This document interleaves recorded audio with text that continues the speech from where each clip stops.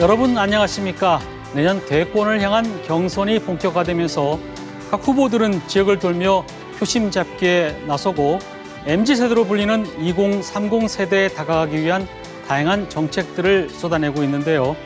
그래서 오늘은 이장우 전 국회의원, 최창렬 정치평론가와 함께 점점 과열되고 치열해지는 경선 전국의 문제와 주요 정책에 대해서 짚어보겠습니다. 뉴스보다 맛집에서는 단종의 한이 서린 강원도 영월군에서 그의 자취를 따라가 보고 왕의 나물이라 불리는 특별한 음식도 소개해드립니다. 그리고 한 주간의 뉴스도 정리해드리겠습니다. 잠시 후에 뵙겠습니다.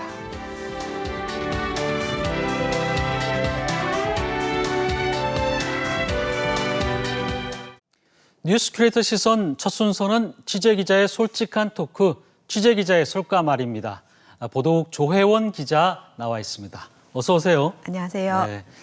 자, 오늘은 어떤 뉴스부터 시작해 볼까요? 네, 이 현대판 오수견이라고 부를 수 있는 일이 충남 홍성에서 발생했습니다. 이 할머니가 길을 잃고 쓰러지자 이 백구가 곁을 지키며 구조를 도왔는데요. 먼저 따뜻한 뉴스 관련 소식 한번 보시죠. 지난 25일 새벽 집을 나선 93살 김할머니.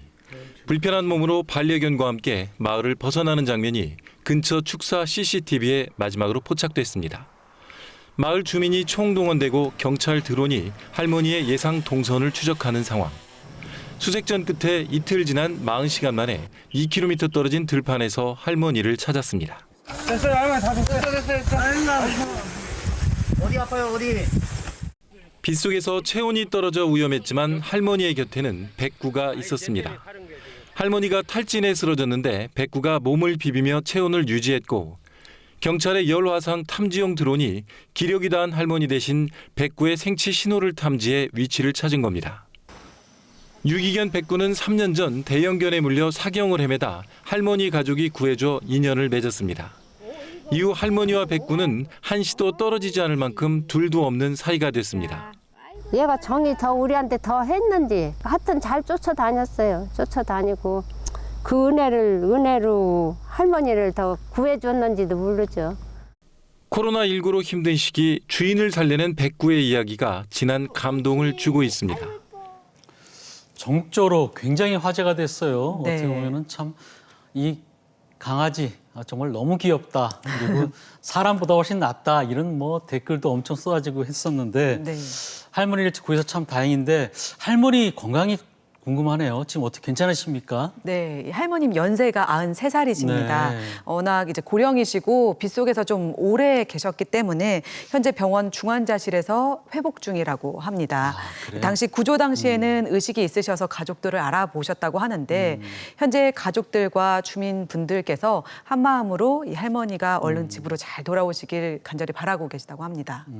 아무래도 네. 뭐 90이 넘은 연세에다가 이틀 동안 그렇게 외딴 곳에 이렇게 계셨으니까 방치됐으니까 네. 좀 힘드셨을 거라 생각은 드는데 우리가 보면 아마 연세 드신 분들은 좀 기억하실 거예요. 그 교과서에 나오는 오수의 개라고 있죠. 네. 그 화재가 막 난 상황에서 이 개가 막 물에 몸을 막 묻혀가지고 그 주인을 구했다는 결국 희생된 그런 오수의 개. 지금 아마 화면에 나오는 이 아마 임실에 가면 아마 실제로 오수에게 동상도 있는 걸로 알고 있는데 네. 이 오수에게 홍성판이라고도 할 수 있어요, 그죠? 맞습니다. 네, 어떻습니까? 예, 아무래도 이 백구와 할머니가 참 교감을 잘했던 것 같습니다. 이 할머니와 백구와의 인연은 3년 전으로 거슬러 올라가는데요. 할머니는 백구를 유기견으로 만났습니다. 네. 이 대형견에 물려서 생사의 기로에 선 이 백구를 할머니가 정말 지극정성으로 돌보셨다고 하는데요. 그래서 이 둘의 관계가 단금지교라고 하죠. 이 쇠붙이도 끊을 만큼의 그 깊은 우정의 관계가 된 것 같습니다.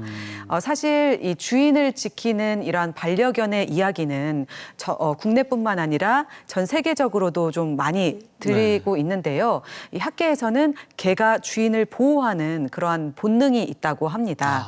사실 지난해 이제 미국에서 굉장히 흥미로운 실험이 진행이 됐습니다. 애리조나 주립대학교에서 과연 이러한 개들은 훈련받은 개들인가 이런 질문에서 시작이 됐는데요. 훈련받지 않은 개 60마리를 이 주인이 위급한 상황을 가정해서 실험을 했는데 19마리의 개가 주인을 보호했다고 합니다. 그래요? 네, 그만큼 이 개들이 주인을 보호하고자 하는 본능과 이 주인과의 각별한 교감이 이렇게 따뜻한 감동을 만들어낸 것이 아닌가 싶습니다. 이틀 동안 할머니 옆에 딱 붙어서 할머니의 체온을 몸을 부비면서 할머니의 체온을 유지시켜줬다는 그 얘기 듣고 저는 처음에 이 소식을 듣고 정말 눈물 날 정도로 감동스럽더라고요. 네. 하물며 이 개를 또 좋아하시는 분들은 얼마나 뭐 참 마음이 따뜻해지겠습니까? 근데 개도 이 강아지 백구도 고생을 참 많이 한 것 같은데 네. 강아지는 잘 있습니까? 네, 잘 지내고 있다고 합니다. 원래 할머니와 이 따님의 집에서 함께 살았는데 지금 그 따님의 집에서 건강히 잘 지내고 있고 아마 따님과 함께 할머니가 건강히 잘 돌아오시기를 바라고 있지 않을까 싶습니다. 이 강아지도 원래 대형견에 물려 죽을 것을 이 할머니 가족들이 구해줬다는 거잖아요. 그렇죠? 네네. 그럼 은혜를 어떻게 보면 갚은 거네요. 그죠? 그렇죠. 예. 네. 근데 이제 이번 걸 보면서 뭐 마을 주민도 동원되고 드론이 이제 이렇게 어떻게 생체 신호를 찾아내서 했더라고요. 실제 드론이 이용이 많이 됩니까? 네, 이 경찰이 지난해부터 이 실종자 수색에 드론을 사용하고 있습니다. 현재 전국적으로 38대를 보유하고 있는데 34대는 전국 17개 지방 경찰청에 2대씩 배치가 돼 있고요. 드론을 운용하기 위해서 전문 인력 23명을 뽑아서 지금 활용하고 있습니다. 전국 지방 경찰청에 모두 배치할 수 있도록 11명을 추가 채용할 계획이고요. 아무래도 드론이 넓은 지역을 빠르게 훑을 수 있기 때문에 이러한 실종자 수색에서 역할을 톡톡히 해내고 있다고 합니다. 네, 드론이 정말 크게 아주 효용성 있게 활용되는 것 같습니다. 3년 전에는 할머니 가족이 백구를 구하고 이번에는 또 백구가 할머니를 구하고 참 아름다운 소식인데 네. 근데 다음 소식은 뭡니까? 네, 이번에는 그 전 국민의 공분을 사고 있는 20개월 여아 성폭행 살해범에 대한 그 소식을 전해드리고 싶습니다. 현재 재판이 진행 중인데 계속해서 충격적인 사건들이 드러나고 있는데 관련 뉴스 먼저 보시겠습니다.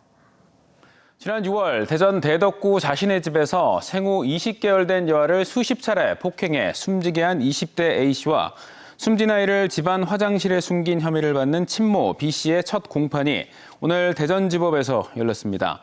검찰은 A씨가 아이를 1시간가량 폭행해 숨지게 했고 학대 살해 전 피해 여아를 성폭행한 사실도 확인했으며 A씨와 B씨는 공소 사실을 모두 인정했습니다. 20개월 영아를 성폭행하고 살해한 혐의를 받고 있는 29살 양모 씨에게 성충동 약물 치료, 이른바 화학적 거세 가능성이 제기되고 있습니다. 검찰에 따르면 양 씨는 영아를 잔혹하게 살해하기 전에도 아이를 성폭행하거나 강제 추행했고 손녀의 행방을 묻는 장모에게 성관계를 하고 싶다는 취지의 문자를 보낸 사실도 확인됐습니다. 양 씨의 신상을 공개해야 한다는 국민청원 목소리가 커지는 가운데 처벌과 더불어서 화학적 거세 필요성도 제기되고 있습니다. 저희가 그 아이스박스에 영아를 방치해서 네. 발견된 사건으로 한번 제가 이 자리에서도 한번 얘기를 나눴었는데 그 이야기의 이 후편이 정말 참혹스럽습니다. 정말 네. 뭐 다시 이야기해도 정말 두려운 사건인데 사실 20개월 여아가 자기가 이제 살고 있는 동거녀의 딸이잖아요, 그죠? 예, 예. 어떻게 보면 자기 자식이나 마찬가지인데 맞습니다. 어떻게 이렇게 참혹한 일을 사람인 탈을 쓰고 어떻게 할 수 있는 겁니까? 네, 정말 이해가 되지 않는 일들이 너무 많이 발생하고 있습니다. 경찰 조사에서 양 씨는 아이가 평소 자주 울어서 짜증이 났고 범행 당일에는 잠을 자지 않아서 이불을 덮고 폭행한 뒤 다리를 부러뜨렸다고 진술을 해서 전국적으로 공분을 샀는데요. 현재 재판이 진행 중으로 경찰과 검찰에서는 자세한 내용을 좀 설명하기를 꺼려하고 있습니다. 그래서 저희가 제보를 받으면서 다양한 경로로 지금 취재를 하고 있습니다. 네. 앞서 나온 뭐 개만도 못한 인간이다. 뭐 이런 감히 저는 이런 얘기를 좀 하고 싶은데, 근데 이 사람이 앞서에도 뭐 보니까 사기 행각도 있고 심지어 장모에게 이런 말도 안 되는 이 도대체 뭐 하는 사람입니까? 보니까 뭐 과거 범죄 경력도 많은 사람이라는 얘기를 들었는데. 네, 이 양모 씨는 그 사기 행각으로 징역 1년을 받고 2018년에 교도소에서 출소를 했습니다. 그리고 2019년에 또다시 사기 행각을 이어 나갔는데요. 이 중고거래 사이트에 그 음악 청취 이용권을 판매하겠다 이렇게 해서 선입금을 받는 수법이었습니다. 한 달 동안 30명에게서 390만 원을 가로챘는데 제가 판결문을 쭉 살펴보니까 이 과정에서 당시 임신 중이었던 그 아내죠. 그 정 씨의 계좌를 이용하기도 했습니다. 상습 사기 행각을 벌이다가 이러한 인면수신 범죄를 저지르게 된 겁니다. 현재 양 씨의 아동학대 이 살해 혐의 등을 심리하고 있는 대전지법 12형사부에는 그 아동을 추모하고 또 엄벌에 처해야 한다는 그 진정서와 탄원서가 쇄도하고 있습니다. 네, 저는 정말 또 화가 또 나는 부분이 보면은 그 많은 뭐 저뿐만 아니라 많은 분들이 비슷할 거예요. 왜 이런 사람을 신상 공개를 하지 않는 건지 또 그것도 좀 이해가 안 되고요. 그리고 또 지금 그 성충동을 억제할 수 있는 약물을 투여하는 거를 뭐 해야 되지 않느냐 이렇게 얘기 나온다고 하는데 이건 어떤 내용들입니까? 네, 현재 청와대 국민청원 게시판에는 이 양 씨의 신상 공개를 요구하는 청원이 등장했습니다. 현재 13만 명 넘게 동의를 받았는데요. 사실 경찰이 수사 단계에서 신상 공개를 신청할 수 있는데 신청할 수 있는 방법은 단 두 가지입니다. 특정 강력 범죄이거나 성범죄 관련이어야 하고 이 명확한 증거가 있어야 합니다. 사실 이 아동학대 살해죄의 경우에는 최근에 신설이 됐기 때문에 그 특정 강력 범죄 처벌에 들어가지 않습니다. 살해죄보다 더 심각한 범죄지만 이 신상 공개 대상은 아니라는 겁니다. 아, 그래요? 네. 하지만 이게 성범죄가 들어가면 이야기가 달라지는데요. 사실 사건 초기에 언론에서 성폭행에 대해서 이렇게 제기를 했을 때 의혹에 대해 제기를 했을 때 경찰이 극도로 말을 아꼈습니다. 사실 부검에서 이러한 정황들이 드러났다면 신상 공개를 신청할 수 있는 그런 절차를 진행했어야 된다고 생각을 합니다.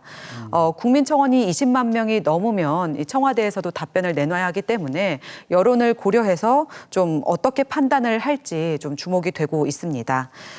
또 양 씨의 공소 사실이 유죄로 인정될 경우에는 이 화학적 거세죠. 성충동 약물 치료가 필요하다는 의견이 제기되고 있습니다. 현재 양 씨가 이런 인면수신 범죄를 저지르고도 아이의 행방을 묻는 어머니, 할머니에게 그러한 성관계를 요구하는 취지의 문자를 보냈다는 것만으로도 사실 성충동을 억제하기 힘든 것이 아니냐는 해석이 나올 수가 있는데요. 네, 사실 이러한 성충동 약물 치료는 검사가 이제 청구를 하면 가능합니다. 청구를 해서 정신과 전문의가 진단을 하고 나면 법원에서 명령을 하는 것인데요.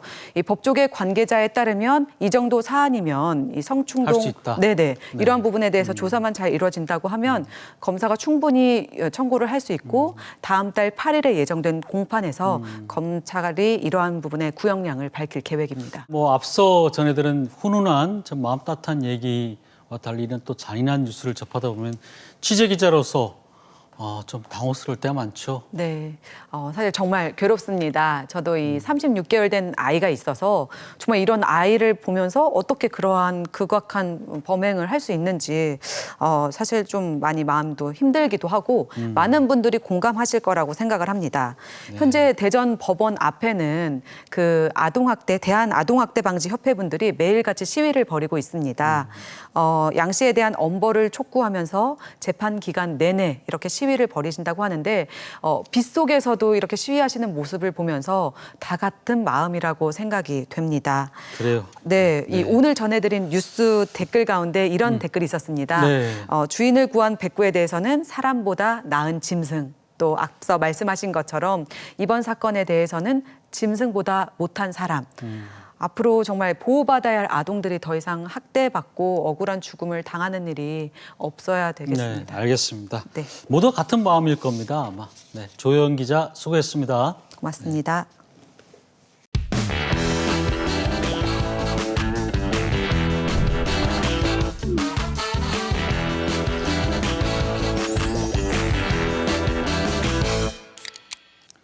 레트로 뉴스와 음식 이야기를 전하는 뉴스보다 맛집입니다. 요리하는 기자 이기진 기자 나오셨습니다. 어서 오세요. 네, 안녕하세요. 네, 요즘에 하루하루 기온이 떨어지면서 점점 가을에 다가서는 느낌인데요. 오늘은 어디로 떠나갑니까? 네, 오늘은 이제 강원도의 가장 남단. 네. 그래서 이제 충북하고 그다음에 경상북도 경계 지역인데요. 이 천혜의 비경지는 강원도 영월로 갑니다. 강원도 영월이요? 네. 지금 저 사진은 영화의 한 장면 같은데요. 네, 영화 네. 관상의 장면이죠. 아, 관상. 장면이죠. 네. 혹시 관상 보셨나요? 봤죠. 네. 네. 2013년도에 개봉이 돼서요. 이 관객 수가 한 900만 명이 넘었으니까 그 정도로 많은 분들이 봤을 거예요. 많았군요. 네. 그 관상을 보면은 가장 많이 등장하는 게 이제 단종하고 수양대군인데요. 네. 그 단종이 그 세종대왕의 손자죠. 그렇죠. 네. 그러니까 세종대왕의 그러니까 아들 네. 또 단종의 아버님 네. 그 문종이 이제 몸이 좀 허약해서 일찍 세상을 뜨죠. 네. 그 12살 나이에 이제 왕위에 이제 오르는데 그 세종의 둘째 아들 그러니까 문종의 이제 동생 네. 그러니까 수양대군. 수양대군. 네, 네. 수양대군이 야유게 많이 차 있죠. 그래서 거기에 이제 왕위를 찬탈당하고 네. 유배지에서 17살 나이에 세상을 떠나는 그런 슬픈 이야기가 오늘 어쩌면 주제입니다. 참 단종 예사라는 작품도 있지만 네. 가슴 아픈 이야기인데요. 그렇죠. 그죠? 저 사진은 단종의 어진, 그러니까 초상화죠. 네. 어, 단종의 어진도 있네요. 그렇죠. 네. 골룡포를 입는 모습 상당히 기품이 있어 보이죠. 네. 지금 보이는 곳은 지금 어떤 제를 지내는 모습 같은데요. 네, 그렇습니다. 그 단종이 영원히 묻힌 곳이 이제 그 영월의 장릉이에요. 네. 근데 단종이 1457년도인가에 이제 승하를 하고 300년 만에 숙종 때 복권이 됩니다. 아. 네, 그때부터 이제 공중 제례에 의해서 네. 단종에 대한 제사를 지내기 시작했는데 저것이 1967년도에 이제 문화 행사를 병행해서 단종제 영월 지역민들이 단종제를 지내기 단종제? 시작합니다. 예, 예. 그 이때 이제 축제 때가 이제 사람들이 가장 많이 모이는데요. 유일하게 전국에 유일하게 왕릉에서 제를 지내는 곳이 바로 단종제입니다. 아. 그 영월 그 지역민들에게는 단종의 마지막 모습을 네. 우리가 지켰다라고 하는 자부심이 숨겨져 있는 것이죠. 네, 그렇죠. 영월 주민들은 자부심이 되겠습니다. 어몽도부터 시작을 해서. 네, 그렇습니다. 단종제는 전국적인 축제인데 올해 또 어떻게 열립니까? 그 매년 4월 마지막 주 네. 금요일에 열리고요. 아. 3일 전에 열리는데 네. 그 영월 곳곳에 남아 있는 단종의 자취를 따라가 보고요. 그리고 단종이 좋아했다는 영월의 특별한 맛까지 한번 소개해드립니다. 네. 가보시죠.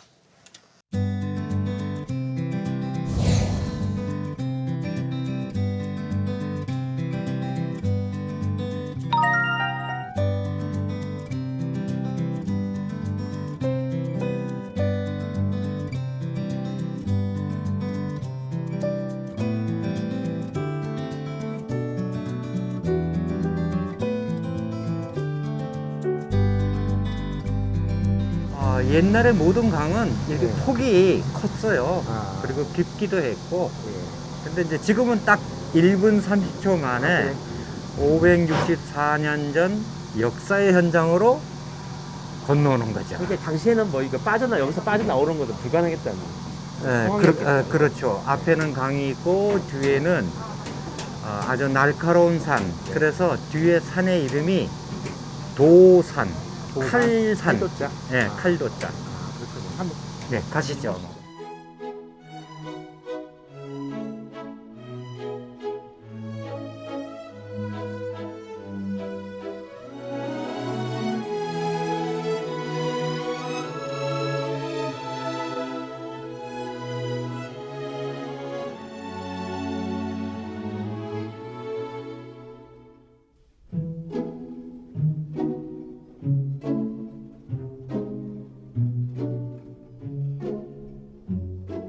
맑은 물, 여기 냇가에 배움과 깨달음이 있다.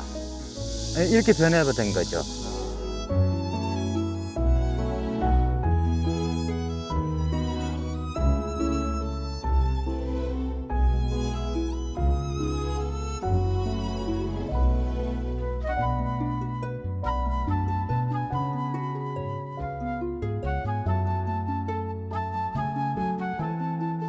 단종이 이곳에 유배된 게 17살, 지금으로 따지면 고등학교 1, 2학년 때일 텐데요.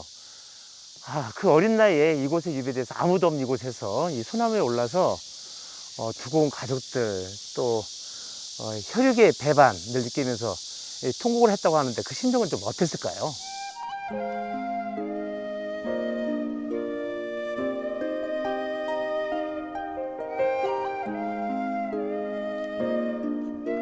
단종이 머물렀던 어소도 승정원 일기 기록에 따라 복원되는데요. 어린 임금이 책 읽는 소리가 어디선가 들려오는 듯합니다.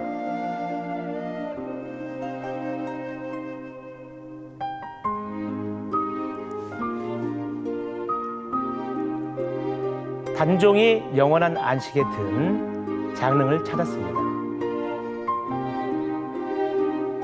그 어린 왕을 죽이고 시신도 수습하지 못하게 하고 나중에 여기다 묻혔는데 참 권력이 뭔지.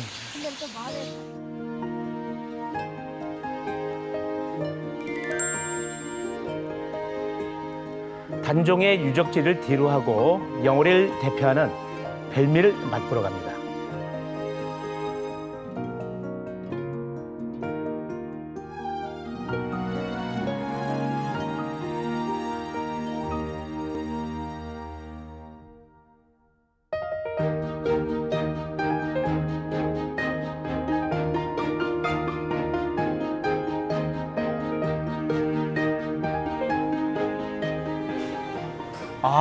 네, 어수리 나물밥이에요. 네.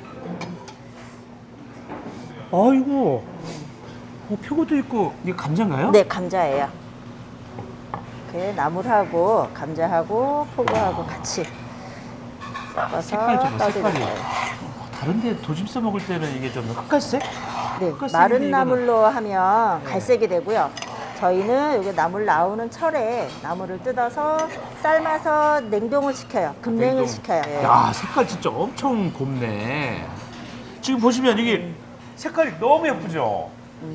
그리고 그 어술이라고 하는데 좀 살아있는 것 같죠? 색깔이 그대로 엊그제 딴 것 같아요. 원래 이게 5월에 수확하는 건가요? 네, 4월부터 6월 초까지. 아니 그런데 어술이 우리가 보다 보니까 뭐 임금님 밥 수라상에 올리는 거라고 하던데 옛날부터 어술이라고 불렀어요? 예전에는 어느리 나물이라고 불렀어요. 무슨 뜻이에요, 어느리가? 어느리가 이제 임금님 수라상에 올랐던 나물이라는 뜻이기도 하고요. 네. 네, 그러니까 아주 귀한 나물이라는 뜻이에요. 아, 귀한 네. 나물이다, 어느리? 네네네. 아, 예, 알겠습니다.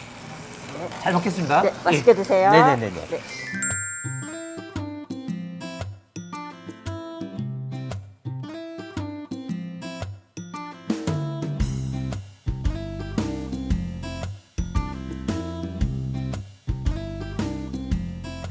보니까 어이구, 이분은 또 어수리 밥을 먹은 것 같아요. 저기요, 어수리 나물밥 드셨어요? 맛이 좀 어때요? 맛있어요? 향긋하고. 네. 건강한 건강을 먹는 것 같다.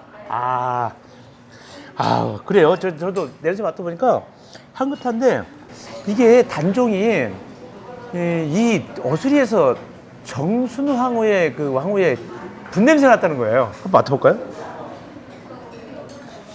그러고 보니까 진짜 그런 것 같기도 하고 아닌 것 같기도 하고. 자, 이제 한번 먹어봐야죠. 제가 항상 먹는 방법, 진짜 아무것도 섞지 않고 그대로 나온 온전한 그대로. 자,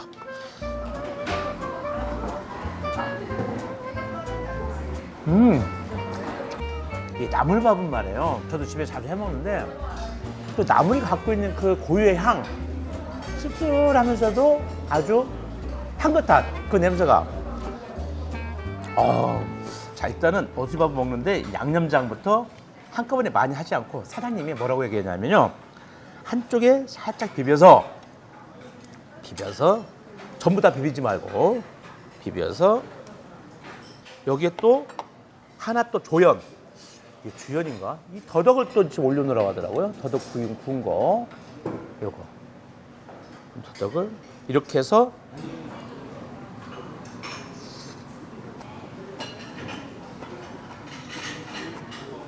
처음에는 간장의 맛이 올라오고요. 두 번째 더덕이 아삭아삭 씹히는 맛이 있고, 세 번째는 어술의 향이 이번에 쫙 퍼져요.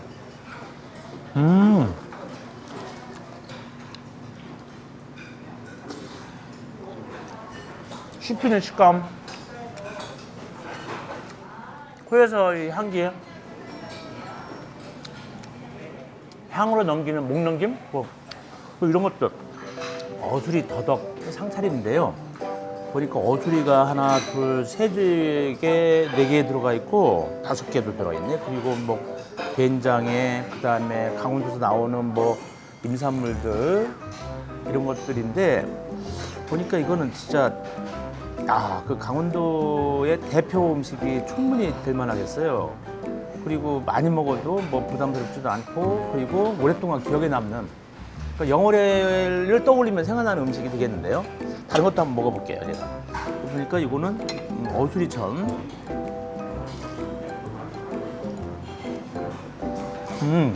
취나물은 그 쌉쌀한 맛이 좀 있는데 이 어수리는 그런 쌉쌀한 맛은 없어요. 우리 스태프들도 먹어야 되는데, 스태프들 먹어야 되는데 뭐 그래도 언제 와서 또 여기서 이런 걸 먹어보겠어. 싹싹 비벼서.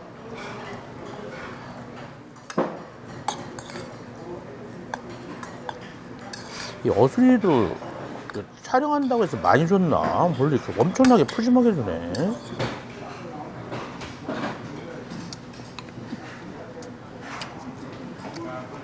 취나물로 나물밥을 해 먹으면 좀 씁쓸한 맛이 있어서 어린아이도 잘 안 먹어요. 근데 이게 곤드레나 어수리는 고기 맛이 난다니까요. 씹으면 씹을수록 고기 맛이 나요. 거짓말 아니에요.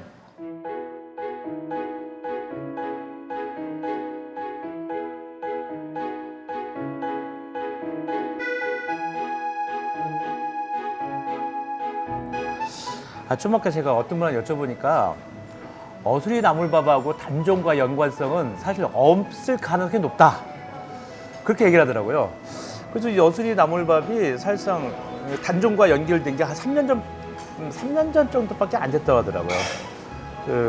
그러니까 실제적으로 단종이 뭐 정순우 왕후의 뭐 분냄새 나고 이거 만들어진 얘기겠죠.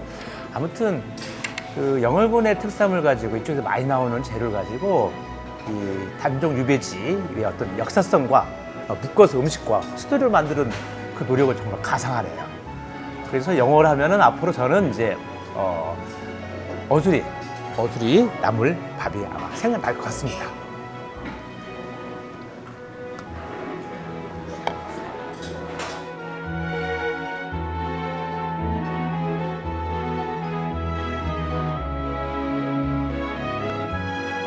천혜의 자연의 슬픈 역사가 깃들고 산내음 풀내음 가득한 초록빛 어수리까지 아름다워서 더욱 애달픈 그곳은 영월입니다.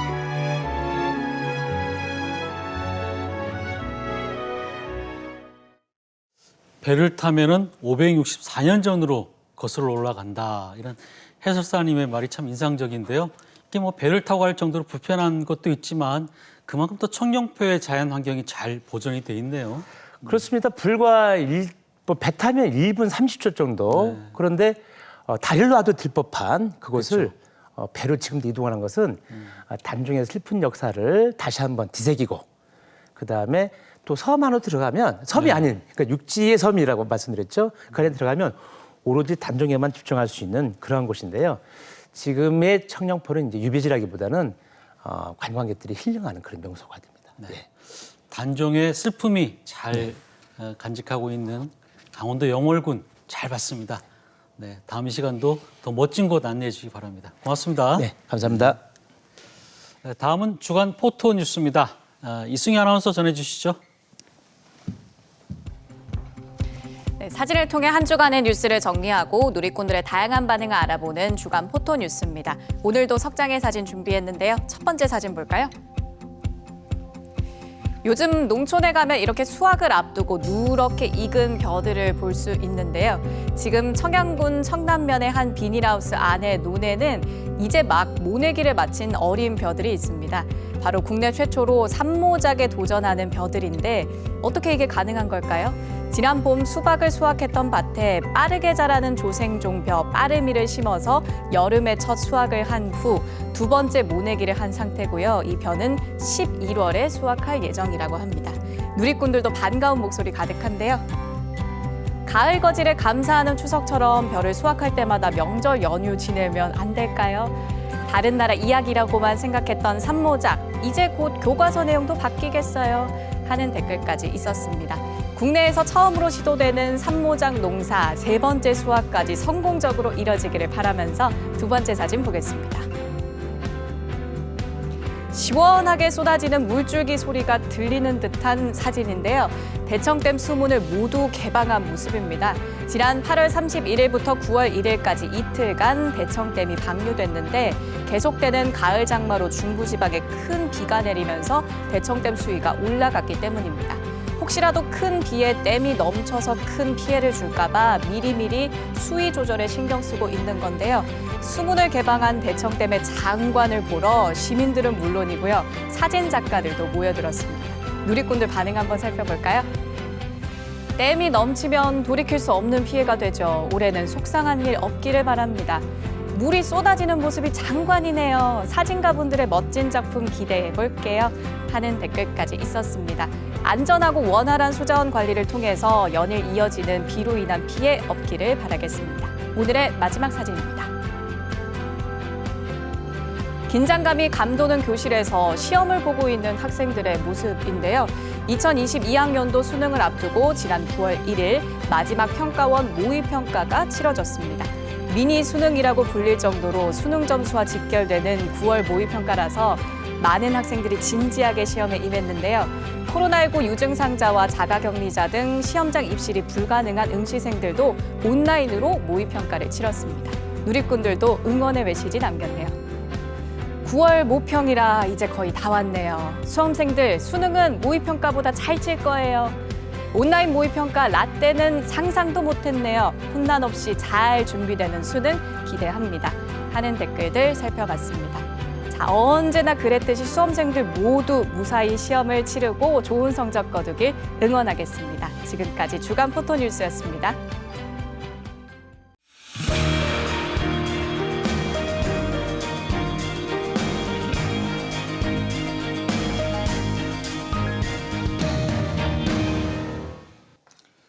앞서 말씀드린 대로 점점 가열되고 있는 경선 전국에 대해 토론하는 시간 마련했습니다. 함께 토론해 주실 두 분 소개해드리겠습니다. 이장우 전 국회의원 나오셨습니다. 안녕하세요. 안녕하십니까. 네. 용인대 교수이신 최창렬 정치평론가 나오셨습니다. 안녕하세요. 안녕하세요. 네. 우선 이번 대선을 앞두고 여야 충청권이 정말 대전 충청권이 정말 뜨겁습니다. 지난달 31일 이후에 민주당이 대선 후보를 뽑는 경선 투표가 가장 먼저 대전 충남에서 시작됐기 때문인데요. 경선 결과 예정대로 예상대로라고 해야 되나요? 이재명 후보가 1위를 차지하면서 사실상 크게 앞서가기 시작했는데 먼저 이 의원님, 예. 이렇게 되면은 이재명 대세론이 그냥 굳어지는 건가요? 어떻습니까? 이재명 후보든 이낙연 후보든 충청권에 별로 이렇게 관심을 가졌던 분들이 아니니까 네. 누가 1등하든 별 지장이 없는 것 같아요. 그래서 두 후보 자체가 결국 문재인 대통령 시즌 2라고 봐야 되겠죠. 그러니까 이 충청도 입장에서는 충청도 홀대론 또 나아가서 충청도 패싱, 그 문재인 정권의 인사 예산 그리고 정책에서 충청도 배려가 거의 없었지 않습니까? 막판에 와가지고 세종시에 그 국회의사당 분원을 설치한다 법안을 막판 몰아대는데 선거 때가 또 가까웠구나. 그러다 보니까 충청도 와서 또 충청도 사위니 충청도에는 애정이 있는 듯 이렇게 말하는데 결국 문재인 대통령이 충청도를 바라본 시각이 이 두 후보에게 있다고 보고 두 사람이 대통령 된들 충청도하고 뭔 관계가 있겠습니까? 저는 그렇게 봅니다. 국민의힘 이제 뭐 의원 출신이다 보니까 아마 이 민주당 경선 자체가 충청도가 크게 큰 비중이 없을 것이다. 아마 그런 시각에서 아마 보시는 것 같다는 생각도 좀 드는데, 자, 최창렬 교수님은 어떻게 보세요? 이번 이재명 대세론이 이제 굳어지는 거라고 봐야 되겠지요.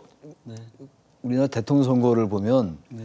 특히 충북에서 이긴 후보가 한 번도 진 적이 없습니다. 역대. 그리고 충북이 아니고 이제 충청권으로 충남 대전까지 포함해서 범위를 넓혀보면 이 충청권의 표심이 전국 표심과 거의 일치하는 경향이 있거든요. 그건 거의 뚜렷하지 않습니까? 그래서 이 충청권을 이제 흔히들 뭐 캐스팅 보트다라고 얘기하는 건데, 이재명 지사가 이제 이겼다라는 거는 이제 향후 다른 지역 경선에도 어느 정도 영향을 줄 수 있다라고 보여지긴 합니다. 그러나 지금 호남 지역도 있고 여러 군데가 있으니까 이제 결과를 지켜봐야지 알겠습니다만, 항상 대선에서 보면은 첫 번째 경선 지역에서 이긴 후보가 좀 리드하는 경향이 있고, 특히 2002년도 노무현 후보 같은 경우가 그랬지 않습니까? 광주에서 이기고 나서 그때까지 노무현 후보가 그렇게 존재감이 높지 않았는데 2002년 경선에서 광주에서 이기고 난 다음부터 이제 상당히 큰 이제 반향을 불러일으켰단 말이에요. 그러면서 대전, 충남 이쪽 지역의 표심이 역시 대단히 중요하다. 왜냐하면 이 충청권 이 표심이 어느 한 곳으로 완전히 치우치지 않거든요. 영호남하고는 완전히 다르단 말이죠.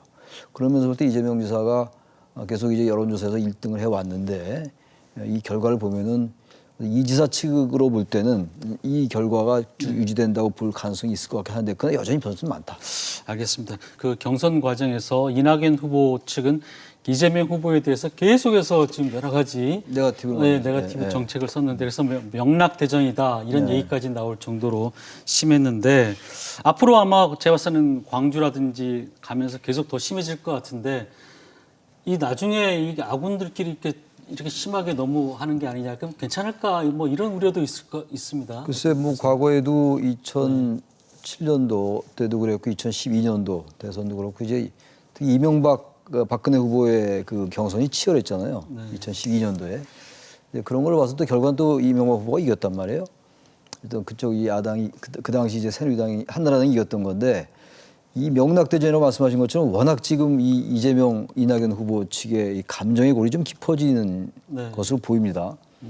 그러면 당선이 되더라도 누군가의 후보가 될 텐데, 여론조사를 보면은 자신이 지지하는 후보가 만약에 대선 후보가 안 되면 동일 정당 내의 다른 후보에게 안 찍겠다라는 거 의외로 좀 있어요. 이낙연, 이재명 측 다. 그게 이제 국민의힘의 윤석열이나 홍준표 후보 쪽에 같은 방식의 여론조사보다 더 많이 나옵니다. 여론조사보다. 그런 거 볼 때 지금 말씀처럼 민주당의 전력이 한 군데로 집중적으로 화력이 집중되기가 좀 어렵지 않을까라는 생각이 들긴 들거든요. 그러니까 지금 이제 여러 가지 의혹들이 정리가 되면서 이제 본선까지 가야 되는데, 그렇지 않고 계속 네거티브로 가고 이렇게 된다면은 이게 본선에도 영향을 줄 수 있을 것 같아요. 본선에서 그런 것들이 공격 소재가 될 가능성도 충분히 있죠. 지금 경선에서 어느 후보가 이긴다 하더라도 최종 경선에서 뭐 1차 투표로 끝났지 결선까지 갈지 모르겠습니다만, 여러 가지 제기된 의혹들이 당연히 야당에서는, 국민의힘에서는 그거를 제기하겠죠. 그 부분이 역시 마지막까지 변수가 아니겠냐고 생각합니다. 이번에 이제 그 대전, 충남 그 순회 경선 과정에서 여러 가지 공약들을 많이 내놨습니다. 후보들이. 이 공약들에 대해서는 어떻게 보십니까? 저는 뭐 민주당 후보들이 충청도 선거 때만 되면 공약을 하고, 평상시에는 국회나 이런 데서 세종시 국회 분원 문제만 해도, 국회의사당 문제만 해도 그동안 법안 통과를 그냥 미루고 있다가 지금 선거가 다가오니까 막판에 지금 밀고 있는 거거든요. 그런 걸 보면서 민주당 후보들이 과거에도 그랬듯이 지금도 충청도민들, 대전 시민들을 현혹하고 있다.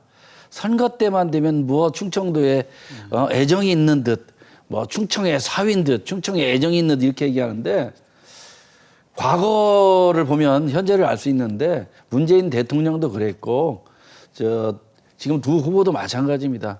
저는 충청도 입장에서 보는 대통령이 절대로 돼서는 안 되는 사람들이라고 이렇게 봅니다. 네, 공약 자체에 크게 의미를 두기 어렵다. 최 교수님 어떻게 보십니까? 지금 뭐 사실 행정수도 공약만 하더라도 뭐 지난 선거 때도 그렇고 반복되는 재탕이다 이런 얘기도 있고, 철도 뭐 이런 비슷한 얘기거든요. 심지어 이제 이번에 또 수도를 이전하겠다는 후보도 있던데 어떻게 보십니까? 이제 후보들이 어느 지역을 가도 마찬가지죠. 그 지역의 이제 맞춤형 공약을 뭐 어쨌든 얘기하는 건 뭐 당연한 건데 이게 충청도 충청입니다만 가는 곳마다 너무 그쪽 지역에만 맞는 얘기를 너무 많이 해요. 특히 충청의 경우에는 이제 세종시가 있고 또 세종의사당 문제, 행정, 지금 여기 행복도시가 여기 있잖아요. 행정중심 복합도시가 세종시. 그래서 그쪽에 대해서 지금 여당 후보들이 거의 차별성이 없어요. 말씀들 하는, 얘기하는 게. 그러니까 세종시에다가 뭐 집무실도 만든다. 그건 이제 야당 후보도 그런 얘기 했죠. 여당 후보도 마찬가지고. 그러니까 충청도민들이 볼 때 충청 유권자들께서 보시기에는 크게 진정성 있게 느껴지는 않을 것 같아요. 기본 차별성이 있어야지 이제 후보들을 이제 분별할 텐데 다 여기다 뭐 세종 의사당도 만들고 대통령 집무실도 만들고 뭐 광역철도도 만들고 이러니까 저는 충청에 살지 않습니다만 제가 봐도 이건 충청에 대해서 유권자들이 충청 유권자들께서 크게 하여튼 뭐 마음을 주목을 하거나 이러진 않을 것 같아요. 네. 이런 공약이 워낙 많았거든요. 이건 좀 뭔가 충청의 표심을 얻으려면 정말 충청 유권자들께서 아 이건 의미가 있다라는 공약을 제시를 하면은 그 공약을 제시한 그런 공약을 제시하는 후보가 오히려 도민들의 충청 도민이나 또 시민들의 선택을 받을 수가 있다고 생각하는데 지금 너무 표피적이고 그리고 워낙 많이 나왔던 공약들 아까 말씀처럼 그런 공약이 많기 때문에 제가 봐도 그게 진정성 있게 느껴지는 않습니다. 네. 지난달 30일 후보 등록을 하고 윤석열 후보가 제일 먼저 이제 충청도로 내려와서 충청 대망론을 불을 지폈는데 먼저 이 의원님 충청 대망론 윤석열의 충청 대망론 어떻게 보십니까?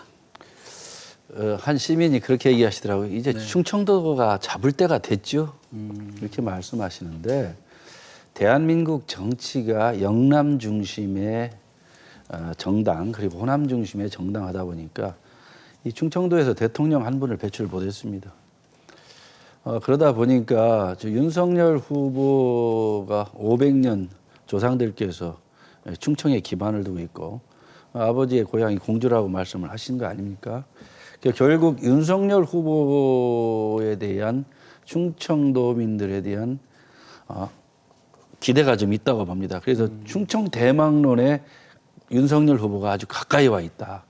그리고 아버지가 충청도 공주에서 고향이셨는데 그동안 선산을 다니면서 아니면 그 친인척들이 지금 보니까 연기 공주 논산에 굉장히 많으시더라고요. 그래서 이 충청도에서는 저 폭풍과 같이 윤석열 후보의 지지세가 늘어나리라고 보고 이 열망이 이 충청권에 대한 압도적인 지지로 저는 나타내라고 봅니다. 그래서 결국은 이 충청도의 열망이 결국 이번 선거에 대선에서도 가장 중요한 변수가 되리라고 보는데 윤석열 후보가 우리 당 후보가 됐을 때는 굉장히 폭발력이 충청도에서 저는 있으리라 보기 때문에 저도 기대를 많이 하고 지금 응원을 많이 하고 있는 편입니다. 충청 대망론이 상당히 효과를 발휘할 수 있다 이렇게 보시는 것 같고 최 교수님께서는 어떻습니까? 사실 근데 윤석열 후보가 이쪽에서 뭐 태어나지도 않았고 너무 그 이용만 하는 게 아니냐 이런 시각도 있을 수 있거든요. 또 과거 이해창 후보가 뭐 충청 출신이라고 하지만 그분 역시도 사실 이쪽에서 성장하지 않았었고. 그 충청 대망론을 얘기하는 분들이 많았죠. 과거. 과거 이제 JP 같은 경우 뭐 지역과 여기니까 지금 말씀하신 그분들하고는 다른데 김종필 전 총재가 그랬고 이회창 총재도 그랬고 정운찬 총리도 충청권이었고 반기문 유엔 사무총장 출신 그분도 이제 충청 출신이고 꽤 많아요. 근데 아직 한 번도 이제 충청 출신이 대통령이 된 적이 없단 말이죠. 그러니까 이번에 윤석열 후보가 이제 그런 정서를 등에 업고 충청 대망을 얘기하는데 어떤 그런 생각도 들어요. 충청에서 이제 정치적 기반을 닫고 여기서 이제 뭐 선출이 됐거나 이런 분이 아니기 때문에 제 3자들이 듣기에는 너무 자기 표를 위해서 지역을 이용하는 건 아닌지 이런 생각도 들기도 해요. 부모님이 이제 공주니까 얘기할 수 있는 그런 건 충분히 됩니다. 어떤 경우는 자기 아내의 고향도 얘기해서 뭐 그쪽에 사위다 뭐 이런 얘기도 하는 분도 있으니까. 저는 그래서 그런 부분들은 뭐 특정한 어느 후보만 그런 건 아니니까 어떻게든 지역과 조그만 연고라도 찾아내는 게 사실 뭐 인지상정이긴 해요. 후보들로서는 표를 얻어야 되니까. 저는 그런 부분들은 남으라고 싶지 않은데 과도하게 지역과의 그 좀 어떻게 보기에 따라서 불편한 연고를 막 끄집어내는 거 그런 건 이제 그 지역에는 효과가 있을지 모르겠습니다만 다른 지역의 유권자들에게는 또 오히려 반감을 살 수 있다는 생각 들어요. 그렇죠. 왜냐하면 뭐 충청도만 사실 사는 것도 아니고 그렇죠. 전 국민이 있는데 충청에도 또 다른 충청 출신이 아닌 유권자들도 많이 사시는 걸 제가 알고 있거든요. 그래서 그런 걸 좀 같이 감안하고 좀 정공보로 나왔으면 좋겠어요. 저는 그런 거를 강조하는 것 자체는 좋으나 그게 도가 심할 경우에 역풍이 불 수 있다. 그리고 부모님이 여기 살았다는 거하고 자기가 저 같은 경우 고향은 서울이거든요. 저희 아버님은 충청도예요. 어머니는 경기도고. 네. 제 고향은 어디입니까? 그렇게 되면 이제 제가 만약 출마를 하게 되면 경기도 가서 또 여기 아들이라고 그러고 충청도 가서도 아들이라고 그러고 뭐 이럴 거 아니겠어요? 저는 뭐 출마 안 합니다만. 그래서 그런 부분들을 이제 중간 유권자들이나 이런 분들이 볼 땐 불편할 때도 있다. 그래서 뭐 과하게 하지 말아라 이런 말씀 드리는 겁니다. 지금 윤석열 전 총장이 이제 첫 번째 공약으로 내놓은 게 그 청년 원가 주택 정책이에요. 그래서 어떻게 보십니까? 이걸 가지고 유승민 후보는 뭐 3천조가 든다 이렇게 비판하기도 했고 실제로 과연 이게 실현 가능성이 있느냐 이런 또 지적도 많이 나오고 있는데. 근데 지금 부동산 공약은요. 지금 모든 후보들이 사실 그 재원하고 토지 이런 부분들에 대한 설명은 좀 약한 편입니다. 지금 윤 후보가 주택 원가 공약 여러 가지 이제 재원을 더 따져봐야 되겠죠. 원가로 하면은 나머지 그 이제 부동산 그 건설업자들은 어떻게 이제 그 돈을 보전받을 것이냐. 이걸 국가 세금 아니냐. 뭐 이런 얘기거든요. 유승민 의원 전 의원이 비판하는 거는. 그러니까 그것도 일리가 있는 비판이긴 한데 일단 나름대로 보기에 따라서는 이 보수 진영의 후보임에도 불구하고 좀 진보적인 그러한 색채도 있기 때문에 전 그렇게 나쁜 공약 같지는 않아요. 그 대신 향후 이제 재원을 보다 정밀하게, 정교하게 제시할 필요는 있는 거죠. 그렇지 않으면 이제 그런 비판에 직면할 수 있어요. 같은 당 내에서도 그 토지나 재원에 대해서 100% 딱 맞지는 않는다 하더라도 이 정도 근접하면 이건 얘기가 되겠다. 국가가 이 정도는 재원을 보존할 수 있겠다라고 한다면 의미가 있죠. 지금 부동산 가격이 대단히 높은 거는 지금 이 평당 원가 굉장히 평당 이 분양가가 비싼 거 아니에요. 근데 원가보다 많이 비싸다며요. 저는 부동산 전문가는 아닙니다만. 과거에 그래서 원가 공개라 이런 게 있다가 다시 또 없어지고 그랬단 말이죠. 저는 그래서 윤 후보의 그러한 공약 자체를 그렇게 완전히 폄하하거나 이럴 필요는 없지 않나 생각합니다. 이 의원님, 그 보수 후보인데 어떻게 보면 보수당의 보수적인 측면의 후보인데 이 정책 내놓은 것은 오히려 더 진보적인 정책이 내놓은 거 아니냐 또 이런 비판도 있고 그렇던데 이 어떻게 보십니까? 정책을 진보적인 정책이다 보수적인 정책이다 이렇게 나누기는 바람직하지 않다고 나누는 것 자체가 우선 국민의 삶에 유익한 정책이 뭐냐가 되게 중요한데 그런 의미에서 윤석열 후보가 상당히 청년들의 어떤 삶에서 고민을 많이 한 것 같고 이 청년주택 같은 경우 우선 첫 주택 구입 시에 20%만 돈을 내고 나머지는 30년 정도 상환할 수 있는 조건 저리에 이런 지원을 하겠다는 것이고 또 용적률을 높여줌으로써 하는 효과적으로 주택을 확보하겠다는 말씀이신데 저는 이번 주택 정책만큼은 문재인 정부의 가장 실패한 정책이 부동산 정책이거든요. 부동산 폭등, 전세비 폭등 뭐 이런 거 아닙니까? 그러다 보니까 청년들 삶이 망가지고 있는데 사실은 문재인 정권의 부동산 정책에 반대로만 가면 성공할 수 있다. 저는 이렇게 보고 그리고 시장에 맡겨야 되고 민간의 재건축, 재개발도 활성화해서 공급을 확대하면 당연히 주택 정책은 가격이 떨어지고 공급이 많아지면 결국 가격도 떨어지고 청년들도 구입할 수 있는데 규제를 하고 대출 억제하고 이런 정책을 하다 보니까 반대로 시장은 반대로 가는 거거든요. 그래서 정말로 시장 경제에서 가장 중요한 건 시장에 맡겨야 된다. 그리고 규제를 격파해야 된다. 거꾸로 정부가 자꾸 뭐 억제, 수요 억제, 대출 규제 이런 게 아니고 도리어 민간 영역으로 확 건져주면서 용적률도 높여주고 재건축 요건도 단순화하고 절차도 간소화하는 이런 정책으로서 미래를 열으면 훨씬 효과적으로 부동산 정책을 해나갈 수 있다. 저는 개인적으로는 그렇게 생각하고 있습니다. 네, 알겠습니다. 무야홍이란 말이 요즘에 유행입니다. 무조건 야당 후보는 홍준표. 그래서 무야홍이라는 말인데 지금 홍준표 의원이 윤석열 후보를 바짝 좀 쫓아가고 있습니다. 그러니까 보수 진영에서는 윤석열 후보가 여전히 이제 높게 나오지만 특히 이제 진보 진영 쪽에서는 뭐 거의 뭐 압도적으로 홍준표 후보가 이제 앞서고 있고 결국 이제 홍준표 후보가 이제 추석쯤에는 뭐 골든 크로스를 이루겠다 이렇게 얘기도 하는데 어떻게 보십니까? 글쎄요, 뭐 예측하기 쉽지 않은데요. 어떤 홍준표 의원의 추격세가 아까 우리 앵커 말씀처럼 굉장히 가팔라요 지금. 윤석열 후보가 상당한 그 정권 교체에 대한 기대를 한 몸에 안고 이제 등판을 했는데 여러 말실수들도 있었고 그러다 보니까 지금 야권으로의 정권 교체론 자체가 대단히 희석되고 있어요. 지금 정권 교체론과 정권 재창출론의 그 차이가 거의 없더라고요. 처음에 이 대선이 시작될 때는 굉장히 압도적이었어요. 정권 교체론이. 아, 대권이 바뀌는구나 이제. 지금 그 얘기하는 사람은 거의 없거든요. 그만큼 윤석열 후보로의 정권 교체, 윤석열 후보를 통한 정권 교체가 좀 어렵지 않느냐라는 보수 유권자들의 생각이 좀 있다고 봅니다. 그런 측면에서의 대체제로서 홍준표 후보가 좀 이제 부상이 된다고 보고 이제 역선택 얘기들을 많이 하잖아요. 지금 아까 그런 말씀하셨잖아요. 진보층에서 많이 나온다. 저는 그런 면이 분명히 있다고 봐요. 역선택적인 측면이 있다고 보는데 만약 역선택 가지고만 이 홍준표 의원의 추격을 설명하기 좀 한계가 있을 것 같습니다. 특히 20대에서 홍준표 후보의 지지가 높게 나오더라고요. 또 수도권도 그렇고. 그렇죠. 그래서 이거는 물론 이제 진보층에서 홍준표 후보가 더 지지율이 높게 나오니까 윤 후보보다 이게 역선택 아니냐. 약자를 좀 뽑아서 이기라는 그렇죠. 거예요. 더 대선 후보로서 어떻게 보면 홍준표 후보가 되는 게 진보 측에서는 또 유리하다. 그 약자를 더 윤 역선택. 후보가 더 강하니까 또 약한 후보를 상대로 뽑아서 민주당이 이기게 한다라는 게 이른바 역선택 아닙니까? 근데 아무튼 뭐 이유가 무엇이 됐건 간에 홍준표 후보는 어떤 전통적 지지층도 가지고 있어요. 지난 대선도 출마했고. 그래서 저는 홍준표 후보의 이 지금 추격이 단순히 역선택으로만 설명하는 건 한계가 있지 않느냐. 이거는 홍준표 후보의 추격을 막으려면 윤 후보가 보다 말도 좀 정무적 판단이 좀 이렇게 감안되는 얘기를 해야 돼요. 최근에 발언들 보면 아슬아슬한 발언들을 많이 한단 말이에요. 저 말을 왜 할까? 예를 들어서 최근에 제가 뭐 가감없이 말씀드리면 군대에 대해서 비판하는 것도 군은 민주당의 육군이나 해군이나 공군이 아니거든요.